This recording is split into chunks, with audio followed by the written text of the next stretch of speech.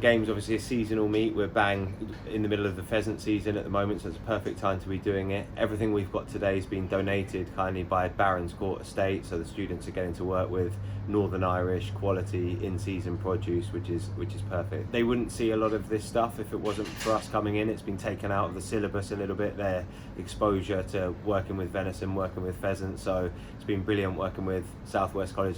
We've done 3 in 3 days, and it's been so helpful to come in and teach them the field to fork journey, really. There's various parts to it. They'll learn a bit about the theory, then they'll be hands-on preparing the meat, and they'll go on to cook their own dishes. So they'll take something from the day, be it more information on where it's all come from, or how to prepare it and the best ways to cook it. We think a lot of students that we've done have gone on to work in restaurants or country pubs, and when they first see a pheasant there, they've got the exposure to it and know what to do with it. My colleague Johnny, who's based in Northern Ireland, the regional officer for Northern Ireland, will do a presentation showcasing the whole journey of why it's shot, where it comes from, how we process it, and some of the conservation benefits of game shooting.